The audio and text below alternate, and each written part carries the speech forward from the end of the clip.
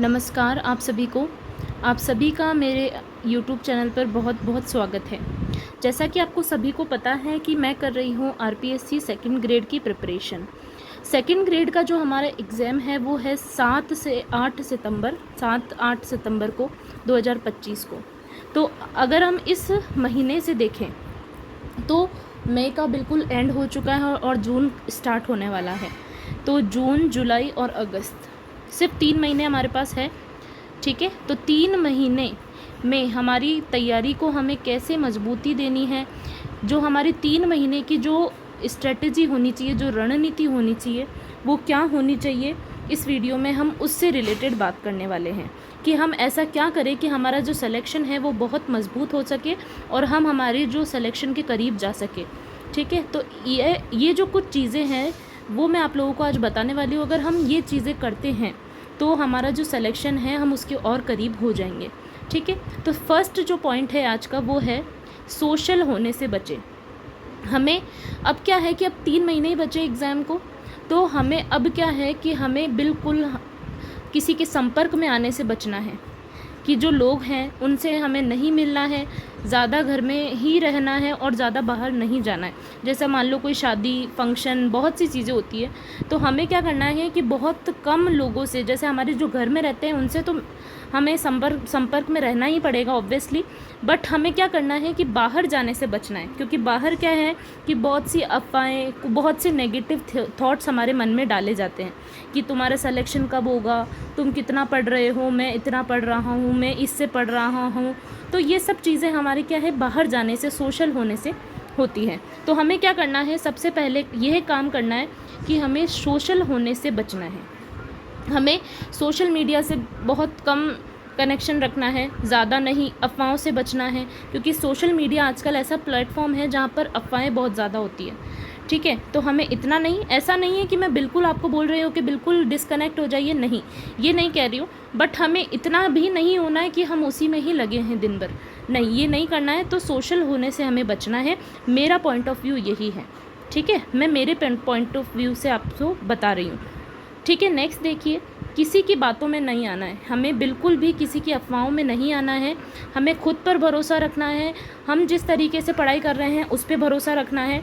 कोई अच्छी चीज़ बता रहा है तो ठीक है, हम उसको फॉलो कर सकते हैं, बट अगर कोई नेगेटिव थिंकिंग हमारे माइंड में ला रहा है तो हमें उसकी बातें नहीं सुननी है। हमें बिल्कुल हमारा जो आत्मविश्वास है, सेल्फ कॉन्फिडेंस है, हमें बहुत उसको मजबूत रखना है। ठीक है, क्योंकि लोग बहुत हैं, देखिए हमारे जो फैमिली होती है ना, उसके अलावा ऐसे बहुत से लोग हैं जो चाहते हैं कि हम कामयाब हमारे जीवन में ना हो, तो हमें उनसे बचना है, उनकी बातों से बचना है। ठीक है, तो हमें हमारा लक्ष्य पर ही ध्यान रखना है, बस किसी की बातों में नहीं आना है। ठीक है, नेक्स्ट देखिए, अपनी बुक्स, अपने कंटेंट और अपनी सामग्री जो भी हमारे पास है, हमें सिर्फ उस पर ही भरोसा रखना है। ठीक है, हमें ये नहीं सोचना है कि हमारा जो कंटेंट है वो किसी से कम है, ये किसी और का कंटेंट ज़्यादा है। ठीक है, जो घर में पढ़ते हैं उनका तो मैं नहीं कह सकती, बट जो लाइब्रेरी जाते हैं, जो कोचिंग करते हैं, या कोई बाहर रह के प्रिपरेशन कर रहा है, तो उनके साथ में बहुत से लोग होते हैं, रूममेट्स होते हैं, तो उनकी हम ऐसा सोचते हैं कि उसके पास तो कंटेंट अच्छा है, उसके पास ज़्यादा है, तो उसका सिलेक्शन होगा, बट ऐसा नहीं है। देखिए, जो हमारे पास कंटेंट है ना, सिलेक्शन हमें वही दिलाएगा, तो हमें उसी पर ही हमारा भरोसा होना चाहिए, हमारा विश्वास होना चाहिए कि हमारा जो कंटेंट है वही बेस्ट है। और देखिए, सब बुक्स एक जैसी होती है, सब में कंटेंट सेम होता है, बस लैंग्वेज अलग होती है। तो अपने कंटेंट, अपनी सामग्री, अपने नोट्स जो भी अपने पास है उस पर हमें भरोसा रखना है। अगर नेक्स्ट हम हमारे पॉइंट की बात करें तो नेक्स्ट पॉइंट आता है कि हमें हमारा डेली टारगेट सेट करना है कि हमें, जब हम सुबह पढ़ने बैठते हैं ना, तो हमारा जो टारगेट है वो सेट होना चाहिए कि हमें आज इस टॉपिक को कंप्लीट करना है, इसके PYQs देखने हैं, इसके MCQs करने हैं और इतना इतना पढ़ना है। तो अब 3 महीने ही बचे, तो 3 महीने में हमें क्या करना है, सब कुछ सेट करके पढ़ना है, टारगेट सेट करना है कि इतना टारगेट हमें इतने दिनों में कंप्लीट करना है। तो ये हमारा डेली टारगेट सेट होना चाहिए। तो ये क्या होगा, इससे हमारा सिलेबस कंप्लीट, अगर जिन लोगों का सिलेबस नहीं हुआ तो उनकी हेल्प होगी, और जिनका सिलेबस हो गया तो उनकी रिवीजन में हेल्प होगी। ठीक है, नेक्स्ट जो हमारा पॉइंट आता है वो आता है, सबसे इम्पॉर्टेंट जो फैक्टर है जो हमें सिलेक्शन में बहुत हेल्प करता है, वो है हमें RPSC के एग्ज़ाम पैटर्न को समझना है। देखिए जो हम एग्ज़ाम देने वाले हैं सितंबर में, वो आरपीएससी कंडक्ट करवाती है। तो आरपीएससी किस तरीके से एग्ज़ाम पैटर्न बनाती है, किस तरीके से क्वेश्चन पूछती है, उस पैटर्न को हमें बहुत अच्छे से समझना है। उस पे पूरा उसको देख करके, समझ करके उस पे एक रणनीति तैयार करनी है कि हम मुझे इस तरीके से पढ़ना है, क्योंकि आरपीएससी ऐसा प्रश्न पूछ रही है तो मुझे पढ़ाई भी इसी तरीके की करनी होगी। देखिए सबसे ज़्यादा अगर आपको आरपीएससी का पैटर्न समझना है तो सबसे ज़्यादा हेल्प करते हैं उसमें पीवाईक्यूज़। और पीवाईक्यूज़ की जो मैं वीडियो अपलोड कर रही हूँ, आप लोग वो देख सकते हैं। जितने भी टॉपिक वाइज पीवाईक्यूज़ हैं वो मैं आप लोगों के लिए डेली लेकर आती हूँ, तो आप उन वीडियोज़ की हेल्प भी ले सकते हैं। ठीक है, तो वो आप लोगों की बहुत हेल्प करेंगे पीवाईक्यूज़, क्योंकि आपको उससे एक आइडिया मिल जाएगा कि आरपीएससी कैसे प्रश्न पूछती है। नेक्स्ट देखिए, सिलेबस को जल्दी से जल्दी कंप्लीट करना है। देखिए सबसे ज़्यादा अगर सिलेक्शन की कोई की है, अगर कोई चाबी है ना सिलेक्शन की, तो वो है रिवीजन। हमारा रिवीजन कम से कम 3 से 4 बार रिवीजन तो होना ही चाहिए। ठीक है, वैसे तो 3-4 बार कम बोल रही हूँ मैं, बट फिर भी जिनका सिलेबस अभी तक कंप्लीट नहीं हुआ है तो ऑलमोस्ट उनका 3 से 4 बार रिवीजन होना चाहिए। ठीक है, तो हमें क्या करना है, इस एक महीने में, ये जो जून का मंथ है, उस एक महीने में हमारा सिलेबस हमें कंप्लीट करना है। ये बहुत इंपॉर्टेंट है। देखिए सिलेबस कंप्लीट होगा तभी तो आप लोग रिवीजन कर पाएंगे, तो इसलिए सिलेबस हमें जल्द से जल्द कंप्लीट करना है। देखिए उतना ही पढ़े जितना सिलेबस में दिया है। अगर आप डीप जाना चाहेंगे ना बहुत ज़्यादा, तो आपका सिलेबस कभी कंप्लीट नहीं हो पाएगा, क्योंकि देखिए पढ़ने को तो बहुत कुछ है, इसलिए हमें इतना डीप नहीं पढ़ना है। जिस तरीके से आरपीएससी ने सिलेबस दिया है हमें उसी के अकॉर्डिंग पढ़ना है, सिलेबस के अकॉर्डिंग ही पढ़े ताकि आपका सिलेबस हो सके कंप्लीट। ठीक है, नेक्स्ट देखिए, फर्स्ट पेपर को सिलेक्शन का आधार बनाएं। देखिए सब्जेक्ट जो हमारा होता है वो सभी का स्ट्रॉन्ग होता है, मतलब इतना स्ट्रॉन्ग तो होता ही है कि हम क्वेश्चंस कर पाएँ। जैसे कि मैं साइंस से बिलोंग करती हूँ, तो मेरे लिए जो फर्स्ट पेपर था जीके का, वो बिल्कुल न्यू था, क्योंकि मैंने इतनी जीके कभी नहीं पढ़ी। मेरे लिए जीके पढ़ना बहुत मुश्किल था। ठीक है, तो बहुत से लोग हैं जो साइंस से प्रिपरेशन कर रहे हैं, मैथ से कर रहे हैं, तो इनके लिए जो होता है ना फर्स्ट पेपर, वो बिल्कुल न्यू होता है। तो हमें क्या करना है, फर्स्ट पेपर को आधार बनाना है, क्योंकि हमारा सब्जेक्ट हम कवर कर लेंगे, कर पाते हैं अच्छे से, सभी कर पाते हैं, क्योंकि उनकी कमांड होती है उसमें। बट जो हमारा फर्स्ट पेपर होता है कि किसी का वो वीक होता है, किसी ने वो कभी नहीं पढ़ा होता है, किसी को बिल्कुल हार्ड लगता है।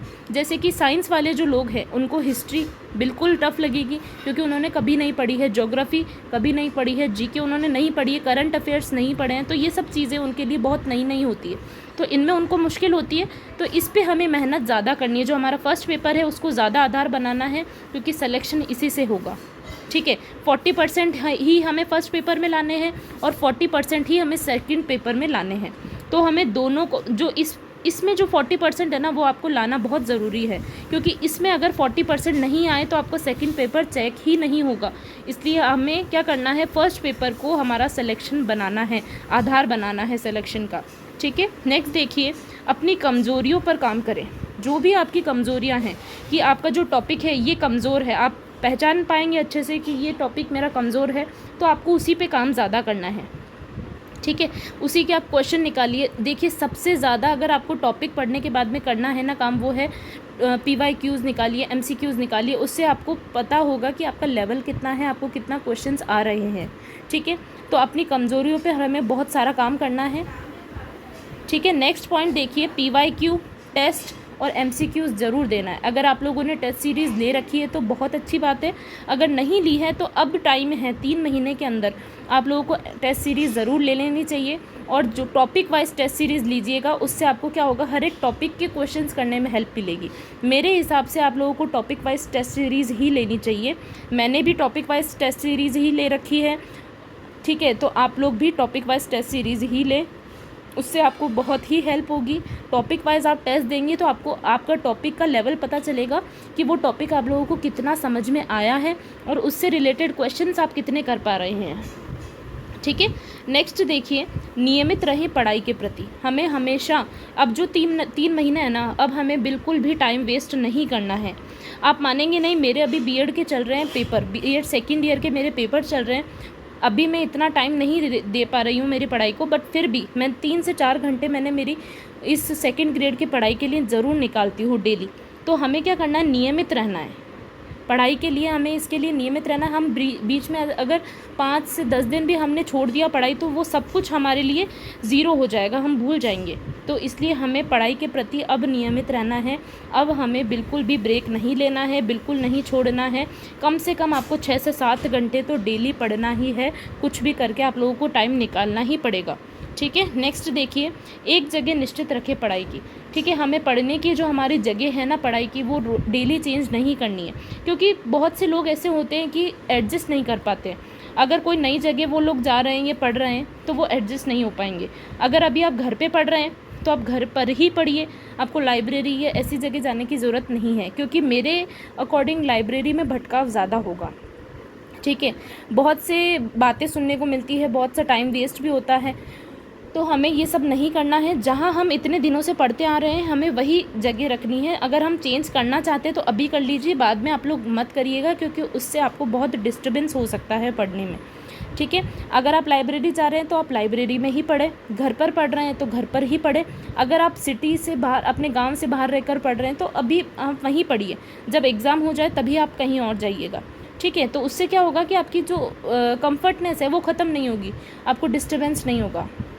ठीक है, नेक्स्ट देखिए, अपने आप पर विश्वास रखिए। सबसे इम्पॉर्टेंट जो टॉपिक आता है, पॉइंट आता है, वो यही है कि हमें, देखिए एग्ज़ाम जैसे जैसे पास आएगा उस वैसे वैसे ही आपके नेगेटिव थॉट्स बहुत ज़्यादा बढ़ेंगे।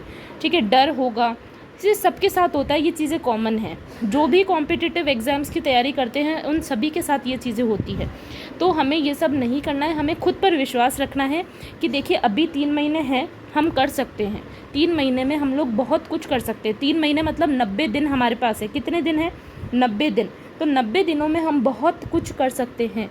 अभी तक जिसने अभी ज़ीरो से भी स्टार्ट करे ना, तो हम लोग 70% अपनी तैयारी को मजबूती दे सकते हैं 90 दिनों में। बस बात ये आती है कि हमें नियमित रहना है। ठीक है, नियमित रहकर ही लक्ष्य को हासिल किया जा सकता है। और सबसे मेन और सबसे ज़रूरी बात है वो है खुद पर विश्वास। अगर हमें खुद पर ही विश्वास नहीं है तो हम किसी भी चीज़ को नहीं जीत सकते। सबसे इम्पॉर्टेंट पॉइंट यही है कि हमें खुद पर विश्वास रखना है, किसी की बातों में नहीं आना है, क्योंकि लोग यही चाहेंगे कि हम कामयाब ना हो। सिर्फ हमारे माता पिता या किसी के हस्बैंड या किसी के बच्चे बस यही चाहेंगे कि हमें कामयाबी मिलनी चाहिए। तो आप लोगों को भी यही ध्यान में रखना है कि खुद पर विश्वास रखना है, क्योंकि आपके पेरेंट्स, आपके हस्बैंड, आपकी फैमिली आपके सिलेक्शन का वेट कर रही है। ठीक है, वो बहुत खुश होंगे जिस दिन आपका सिलेक्शन होगा, आपका जॉइनिंग लेटर घर आएगा, तो सबसे ज़्यादा खुशी आपके पेरेंट्स को होगी, आपकी फैमिली को होगी। तो इसीलिए खुद पर विश्वास रखिए, आप कर सकते हैं, आप सब कुछ कर सकते हैं। ठीक है, चाहे वो लेडीज़ हो, चाहे कोई भी हो, लड़कियां हो, मैरिड हो, सब ही कर सकते हैं, क्योंकि हम अगर कोशिश करें ना तो सब कुछ मुमकिन है, कुछ भी नामुमकिन नहीं है। तो अपने आप पर विश्वास रखें, अपने आत्मविश्वास को ना खोएं। ठीक है, तो ये जो पॉइंट्स थे, ये जो 12 पॉइंट्स मैंने आप लोगों को बताए हैं, अगर आप इनको अपनी लाइफ में 3 महीने के लिए अगर आप फॉलो करते हैं तो आपके सिलेक्शन को कोई नहीं रोक सकता। आप लोग सब कुछ कर सकते हैं। ठीक है, बस आपको फॉलो ये चीज़ें करनी है। अगर आपने ये चीज़ें कर ली तो आप लोगों का सिलेक्शन 100% श्योर होगा ही होगा। ठीक है, तो हमें क्या करना है, इस रणनीति को फॉलो करना है। देखिए सबसे इम्पॉर्टेंट यही है कि अपने कंटेंट पे ट्रस्ट रखिए, अपने आप पर ट्रस्ट रखिए और डेली टारगेट सेट कीजिए। आरपीएससी के पैटर्न को समझिए, और सबसे बेस्ट तरीका है आरपीएससी के पैटर्न को समझने का पीवाईक्यूज़ कीजिए। जितना हो सके प्रीवियस ईयर क्वेश्चंस कीजिए, और प्रीवियस ईयर क्वेश्चंस के लिए आप मेरी वीडियोज़ देख सकते हैं जो भी मैं अपलोड करती हूँ। ठीक है, तो उनसे आपको बहुत हेल्प मिलेगी। आज का सेशन आप लोगों को कैसा लगा वो कमेंट करके ज़रूर बताइएगा कि आप लोगों को इससे हेल्प होगी या नहीं होगी। तो आप लोग प्लीज़ कमेंट करके बताएं। तो जितने भी मैंने पॉइंट्स बताए हैं आप लोगों को, तो वो आप लोगों को ध्यान में रखने हैं और अपनी पढ़ाई की बहुत अच्छे से करिए। आप लोगों का जो सिलेक्शन है वो, अगर आप लोगों को चाहिए तो इन पॉइंट्स को ज़रूर फॉलो करें। और अगर आप लोगों के मन में कोई भी डाउट्स हैं तो प्लीज़ कमेंट सेक्शन में कमेंट करिए, मैं आप लोगों की बहुत हेल्प करूँगी। आप लोग जैसा भी चाहेंगे, जो भी क्वेश्चन डाउट्स आपके मन में हैं तो आप लोग कमेंट करके बता सकते हैं, मैं उन पे ज़रूर वीडियो अपलोड करूँगी। मैं भी इसी एग्ज़ाम की तैयारी कर रही हूँ साइंस सब्जेक्ट से। तो मैं भी आपकी हेल्प करूँगी, आप लोग भी मेरी हेल्प करिए, तो दोनों मिलकर, हम सब मिलकर हम हमारा टारगेट अचीव करेंगे। ठीक है, ऑल द बेस्ट। आप लोगों की स्टडीज़ बहुत अच्छी चलती रहे, आप लोगों का स्वास्थ्य बहुत अच्छा रहे, हेल्थ बहुत अच्छी रहे, यही मेरी विश है। चलिए मिलते हैं नेक्स्ट वीडियो में, तब तक के लिए ऑल द बेस्ट, करते रहिए अपनी पढ़ाई। मिलते हैं नेक्स्ट वीडियो में। Okay, bye.